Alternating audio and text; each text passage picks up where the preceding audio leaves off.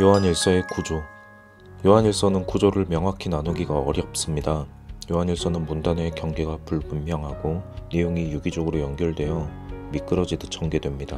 따라서 학자들은 다양한 의견들을 제시해왔습니다.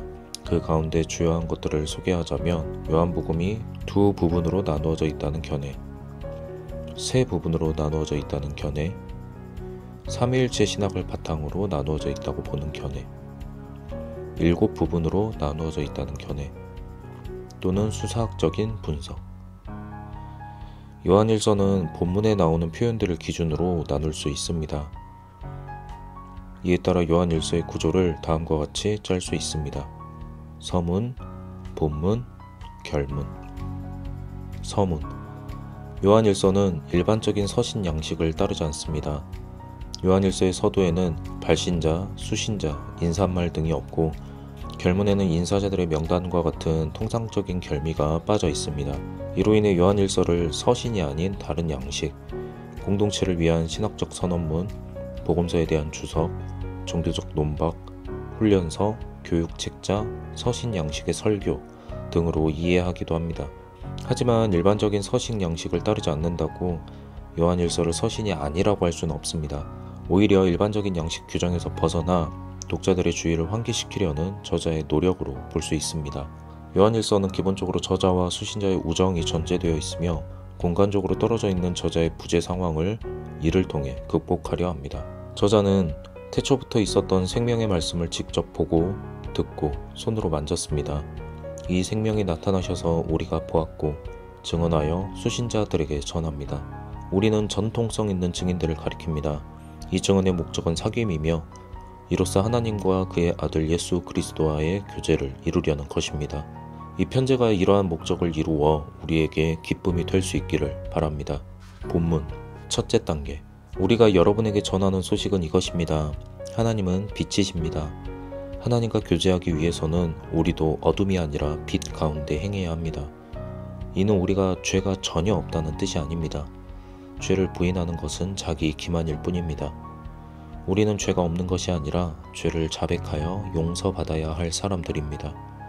우리가 우리의 죄를 자백하면 하나님께서는 신실하시고 의로우셔서 우리의 죄를 용서해 주실 것입니다. 자녀들이여, 이 편지를 쓰는 것은 여러분이 죄를 짓지 않도록 하기 위해서입니다. 그러나 만약 누군가 죄를 짓더라도 우리에게는 대언자이신 예수님께서 계십니다. 예수님께서는 죄를 위한 화목 제물이 되셨습니다. 예수님을 안다고 하는 사람은 예수님의 계명을 지켜야 합니다. 예수님의 계명을 지키지 않는 사람은 거짓말하는 사람입니다. 그러나 이 계명을 지키는 사람은 하나님의 사랑을 온전히 이루는 것입니다. 그러므로 우리는 예수님께서 행하신 것처럼 살아야 합니다. 사랑하는 여러분, 저는 새로운 계명을 쓰는 것이 아니라 여러분이 처음부터 가지고 계셨던 옛 계명을 다시 쓰고 있습니다. 이 옛 계명은 여러분이 들으신 말씀입니다. 그러나 동시에 저는 새 계명을 써보내고 있습니다. 이는 어둠이 지나가고 참 빛이 비춤으로써 드러난 것입니다. 형제를 미워하는 사람은 여전히 어둠 속에 있는 사람이며 형제를 사랑하는 사람은 빛 가운데 거하는 사람입니다. 여러분에게 씁니다. 자녀들이여, 여러분의 죄가 그 이름을 통해 용서받았기 때문입니다. 여러분에게 씁니다. 아비들이여, 여러분이 태초부터 계신 일을 알았기 때문입니다. 여러분에게 씁니다. 청년들이여, 여러분이 악마를 이겼기 때문입니다. 여러분에게 씁니다. 아이들이여, 여러분이 이미 아버지를 알고 있기 때문입니다. 여러분에게 씁니다. 아비들이여, 여러분이 태초부터 계신 일을 알았기 때문입니다. 여러분에게 씁니다. 청년들이여, 여러분은 강하고 하나님의 말씀을 지니고 살며 악마를 이겨냈기 때문입니다. 이 세상에 있는 것들을 사랑하지 마십시오. 이 세상의 모든 것은 욕심과 자랑이니 아버지께로부터 온 것이 아닙니다. 세상도 욕심도 지나가겠지만 하나님의 뜻을 행하는 사람은 영원히 살 것입니다. 아이들이여, 지금은 마지막 때입니다. 많은 적 그리스도가 일어났습니다. 그들은 우리에게서 나갔습니다. 그러나 여러분은 기름 부음을 받았기에 모든 것을 알고 있습니다. 제가 여러분에게 쓰는 것은 여러분이 이미 진리를 알고 있으며 모든 거짓이 진리에서 나오지 않기 때문입니다. 누가 거짓말하는 사람입니까? 예수님께서 그리스도이심을 부인하는 사람이 아닙니까? 아버지와 아들을 부인하는 자가 곧 적그리스도입니다. 여러분은 처음부터 들은 것을 여러분 안에 간직하십시오. 그리하면 여러분이 아들과 아버지 안에 거할 것입니다. 저는 여러분을 미혹하는 사람들에 관하여 여러분에게 편지를 씁니다. 기름 부음이 여러분을 가르치기 때문에 아무도 여러분을 가르칠 필요가 없습니다. 여러분이 가르침받는 그대로 주님 안에 거하십시오. 자녀들이여 주님 안에 거하십시오. 이는 주님께서 강림하실 때 우리가 부끄럽지 않도록 하기 위해서입니다. 아버지께서 베푸신 사랑이 얼마나 크십니까? 우리는 그 사랑을 받아 하나님의 자녀가 되었습니다. 그러므로 우리는 주님께서 깨끗하신 것처럼 자신을 깨끗하게 해야 합니다. 죄를 짓는 것은 불법입니다. 주님께서는 우리의 죄를 없애시려고 나타나셨습니다. 주님 안에 거하는 사람은 범죄하지 않습니다. 자녀들이여 아무도 여러분을 미혹하지 못하게 하십시오. 의를 행하는 사람은 주님의 의로우심과 같이 의로운 사람입니다. 그러나 죄를 짓는 사람은 마귀에게 속한 사람입니다. 하나님께로부터 난 사람은 죄를 짓지 않습니다. 하나님의 씨가 그 안에 있기 때문입니다. 이처럼 하나님의 자녀들과 마귀의 자녀들은 명확히 구분됩니다. 의를 행하지 않는 사람, 형제를 사랑하지 않는 사람은 하나님께 속하지 않습니다. 둘째 단계, 이것이 여러분이 처음부터 들은 소식입니다. 우리는 서로 사랑해야 합니다. 가인처럼 형제를 미워하지 마십시오. 형제들이여 세상이 여러분을 미워하더라도 이상하게 여기지 마십시오. 사랑하지 않는 것은 사망에 머무르는 것입니다. 형제를 미워하는 사람은 살인하는 사람이며 살인하는 사람에게는 영원한 생명이 거하지 않는다는 것을 아십시오. 그분께서 우리를 위해 목숨을 버리셨습니다. 우리는 이를 통해 사랑을 알았으며 우리도 형제들을 위해 목숨을 버리는 것이 마땅합니다. 사랑은 말과 혀로만 하는 것이 아니라 행함과 진실함으로 하는 것입니다. 우리의 마음도 우리를 책망할 때가 있는데 하나님께서 모르실 리가 있겠습니까? 그러나 우리의 마음이 우리를 책망하지 않는다면 우리는 하나님 앞에서 담대할 수 있습니다. 그리하면 우리가 무엇을 구하든 하나님께 받을 것입니다. 이는 우리가 하나님의 계명을 지키고 하나님께서 기뻐하시는 일을 행하기 때문입니다. 그분의 계명은 이것입니다. 곧 그 아들 예수 그리스도의 이름을 믿고 그가 우리에게 주신 계명대로 서로 사랑하는 것입니다. 그 계명을 지키는 사람은 하나님 안에 거하고 하나님께서도 그 안에 거하십니다. 하나님께서 우리 안에 계신다는 것은 우리에게 주신 성령을 통해 알 수 있습니다. 사랑하는 자들이여 모든 영을 다 믿지 말고 그 영이 하나님께 속한 것인지 분별하십시오. 많은 거짓 선지자가 세상에 나타났습니다. 예수 그리스도께서 육체로 오셨음을 고백하는 영이 하나님께 속한 것입니다. 그러나 예수님을 고백하지 않는 영은 하나님께 속한 것이 아니며 그것이 곧 적그리스도의 영입니다. 그들은 세상에 속했기 때문에 세상의 말을 하고 세상은 그들의 말을 듣습니다. 우리는 하나님께 속했습니다. 하나님을 아는 사람은 우리의 말을 듣고 하나님께 속하지 않는 사람은 우리의 말을 듣지 않습니다. 이를 통해 우리는 진리의 영과 미혹의 영을 분별할 수 있습니다. 사랑하는 자들이여 우리가 서로 사랑합시다. 사랑은 하나님께 속한 것이므로 사랑하는 사람은 하나님께로부터 태어나 하나님을 압니다. 그러나 사랑하지 않는 사람은 하나님을 알지 못합니다. 하나님은 사랑이시기 때문입니다. 하나님의 사랑은 독생자를 보내셔서 우리를 살게 하신 데에서 나타났습니다. 하나님께서 우리를 사랑하셔서 우리 죄를 속하기 위해 화목제물로 그 아들을 보내셨습니다. 하나님께서 우리를 이처럼 사랑하셨으니 우리도 서로 사랑하는 것이 마땅합니다. 아무도 하나님을 본 적이 없지만 우리가 서로 사랑하면 하나님께서 우리 안에 거하시고 그의 사랑이 우리 안에서 온전히 이루어집니다. 우리는 심판날에 담대할 수 있도록 사랑을 온전히 이루어야 합니다. 사랑 안에는 두려움이 없으며 온전한 사랑은 두려움을 내쫓습니다. 하나님을 사랑한다고 하면서 형제를 미워하는 사람은 거짓말하는 사람입니다. 이 계명은 주님께 받은 것입니다. 예수님께서 그리스도이심을 믿는 사람은 하나님께로부터 태어난 사람입니다. 하나님을 사랑하는 사람은 하나님께서 낳으신 자녀도 사랑합니다. 우리가 하나님을 사랑하고 그의 계명을 지키는 것이 곧 하나님의 자녀를 사랑하는 것입니다. 하나님을 사랑하는 것은 그의 계명을 지키는 것입니다. 그리고 그 계명은 무거운 것이 아닙니다. 하나님께로부터 태어난 사람은 세상을 이깁니다. 세상을 이기는 승리는 우리의 믿음입니다. 예수님께서 하나님의 아들이심을 믿는 사람이 아니면 누가 세상을 이길 수 있겠습니까? 예수님께서는 물로만이 아니라 물과 피로 임하셨으며 성령께서 이를 증언하십니다. 하나님의 아들을 믿는 사람은 자기 안에 증거를 가지고 있습니다. 그 증거는 하나님께서 우리에게 영생을 주셨으며 이 생명이 그의 아들 안에 있다는 것입니다. 결문, 이 편지는 여러분에게 영생이 있음을 알게 하기 위해서입니다. 기도하십시오. 하나님의 뜻대로 구하면 응답받을 것입니다. 형제가 사망에 이르지 않는 죄를 범했다면 그를 위해서 기도하십시오. 하나님께로부터 난 사람은 범죄하지 않습니다. 우리는 하나님께 속했으나 세상은 악한 자 안에 있습니다. 우리는 지각이 있어 참된 자를 알고 그의 아들 예수 그리스도 안에 있습니다. 그는 참 하나님이시며 영생입니다. 자녀들이여, 여러분을 지켜 우상에게서 멀리 하십시오. 요한 서신들의 기록 배경. 요한복음과 요한 서신들은 적어도 비슷한 공동체들에서 아마도 신학적으로 매우 가깝거나 공통의 유산을 공유하는 한 공동체에서 작성되었을 가능성이 높습니다. 이 공동체를 요한 공동체라고 부릅니다. 이 공동체를 살펴보는 것은 요한 공동체의 유산인 요한복음과 요한 서신들을 이해하는 데 큰 도움이 됩니다.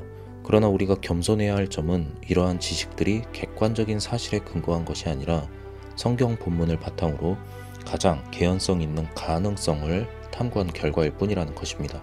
이러한 지식이 교만의 걸림돌이 되지 않고 오히려 하나님의 말씀을 바르게 이해하며 그와 같은 상황 속에서 말씀을 통해 진리를 따르는 데 디딤돌이 되기를 바랍니다.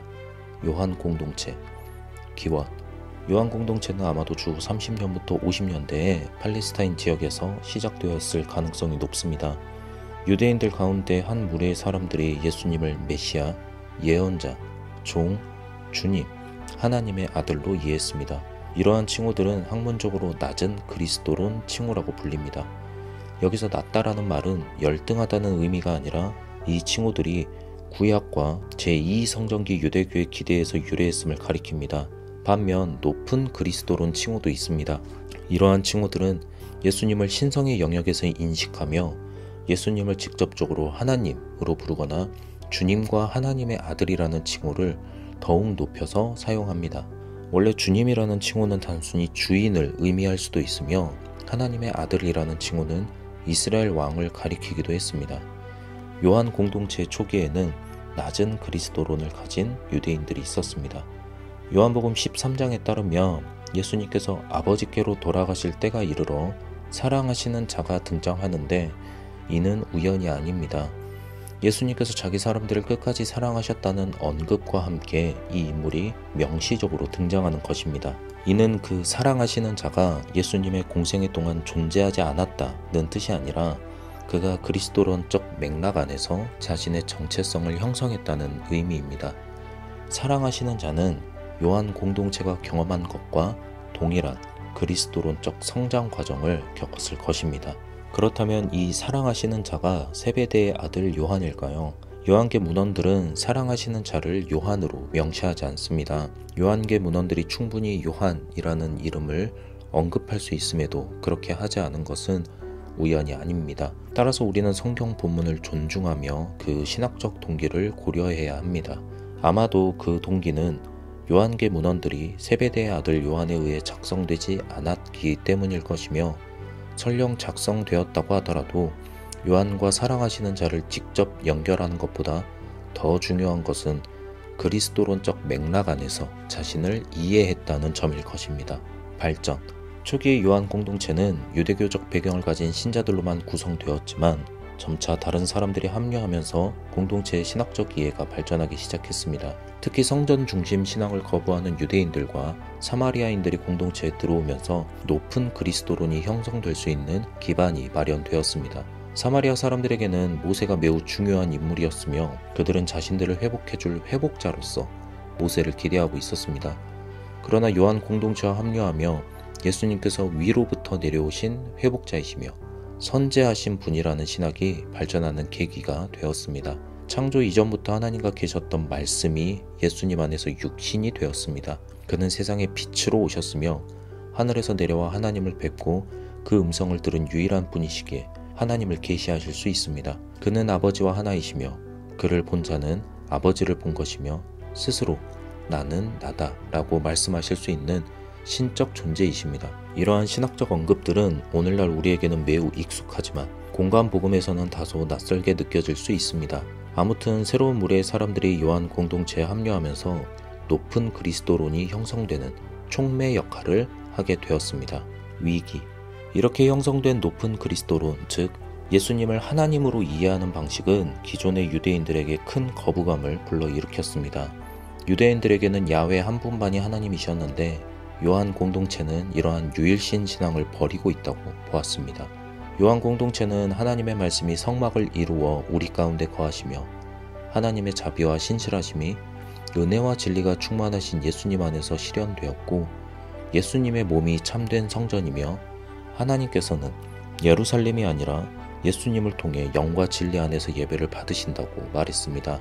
거룩한 시간을 구분하는 절기조차도 이제 유대인들의 절기가 되었으며 예수님께서는 하나님과 같이 안식일에도 일하십니다. 초막절에는 비를 구하는 기도를 올리는 것이 관례였으나 이제 목마른 자들은 예수님께와 생수의 강물을 마셔야 합니다. 수전절이 성전 제단 봉헌을 기념하는 절기라면 이제 하나님께서 봉헌하시고 세상에 보내신 분은 바로 예수님이십니다. 요한 공동체는 더 이상 유대교의 틀 안에 머물지 않고 유대교와는 별개의 새로운 정체성을 형성하기 시작했습니다. 결국 유대 지도자들은 요한 공동체를 회당에서 추방했습니다. 특히 주 70년 예루살렘 성전이 파괴되고 유대교가 바리새파 중심의 회당 유대교로 재편되면서 바리새파를 중심으로 한 유대교 부흥 운동이 일어났습니다.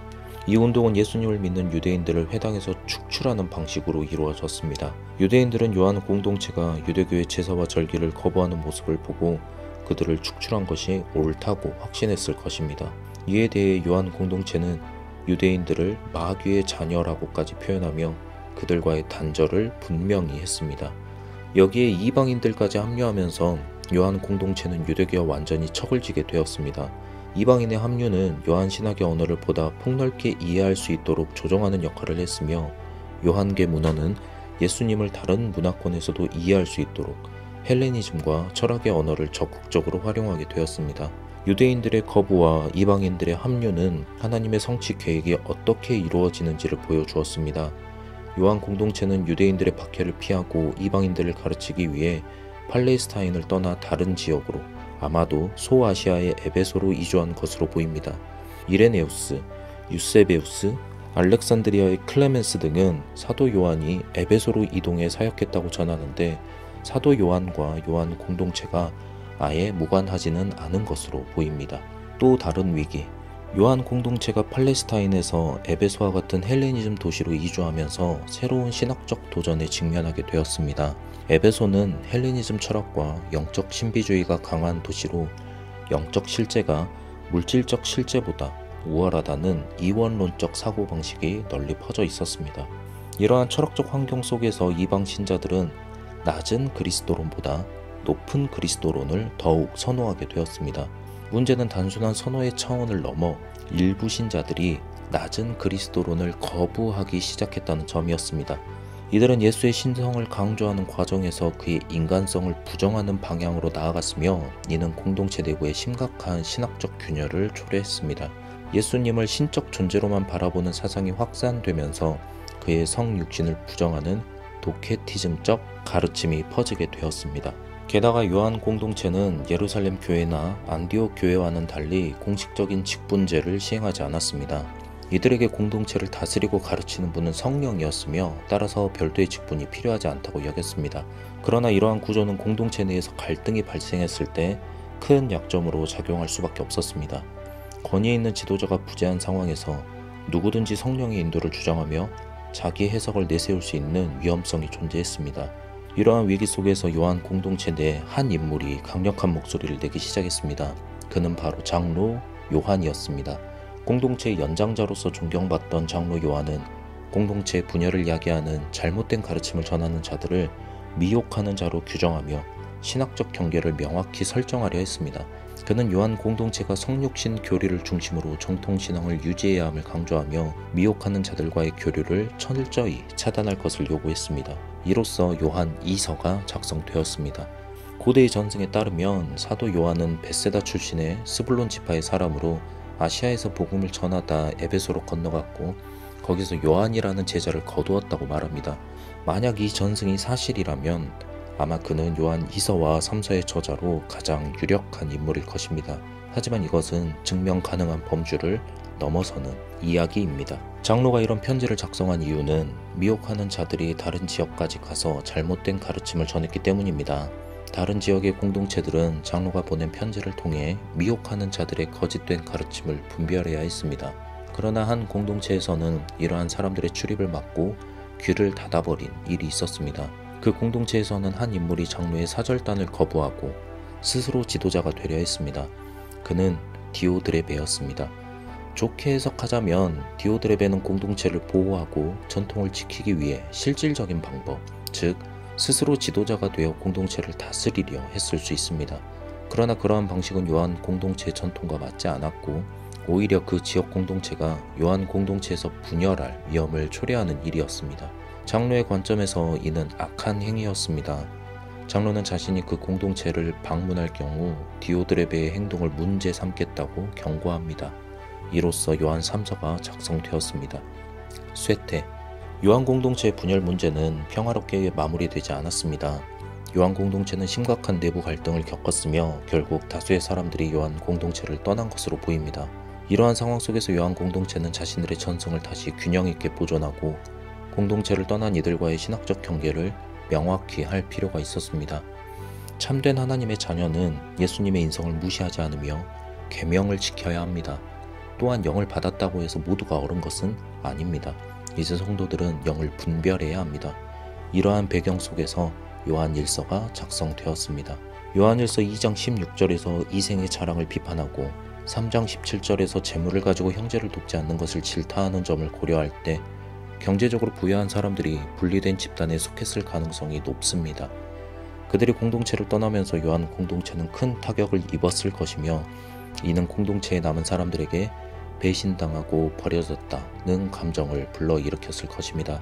요한 공동체를 떠난 분리주의자들은 예수님의 신성만을 강조하고 인성은 무시했습니다. 그들은 예수님께서 육체로 오신 것이 단지 겉모습일 뿐 실체가 아니라고 주장했습니다.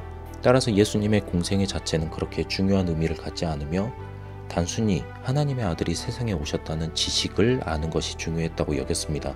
그들은 이러한 지식을 믿으면 이미 구원을 받은 것이라고 생각했습니다. 결말. 요한 공동체는 단순히 전통을 호소하는 것만으로는 분리주의자들을 상대하기 어려웠습니다. 다수의 힘에 의해 밀려나는 상황에서 요한 공동체는 직분제의 필요성을 절실히 느끼게 되었습니다. 동시에 다른 사도적 교회들은 요한 공동체의 균형 잡힌 그리스도론을 수용할 용의가 있었습니다. 요한 공동체는 심각한 분열을 경험한 후 점진적으로 사도적 교회와의 융합을 시도하게 되었습니다. 이러한 융합 과정 속에서 요한복음이 최종적으로 편집되었으며 이는 요한 공동체의 신학적 유산을 보편적인 그리스도교 신앙과 연결하려는 시도였을 가능성이 높습니다. 한편 분리주의자들은 점점 더 급진적으로 변했습니다. 그들은 예수님께서 단순히 인간의 형상을 띤 존재일 뿐 실제로 인간이 아니라고 주장하는 가연설을 받아들였으며 점차 영지주의와 몬타누스주의로 넘어갔습니다. 이 과정에서 영지주의자들은 요한복음의 최종 편집 이전에 기본 문서를 가지고 가 자신들의 사상에 맞게 활용했습니다. 이러한 이유로 요한복음이 정경으로 자리 잡는 과정은 다른 복음서보다 더디게 진행될 수밖에 없었습니다. 요한계 문헌들은 요한 공동체라는 특정한 신앙 공동체 안에서 오랜 시간에 걸쳐 형성되었습니다.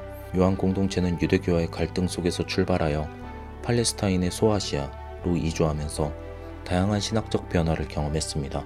요한 공동체의 발전 과정에서 예수님의 정체성을 이해하는 방식은 낮은 그리스도론에서 높은 그리스도론으로 점진적으로 변화했으며 이 과정에서 공동체 내부의 분열이 발생했습니다.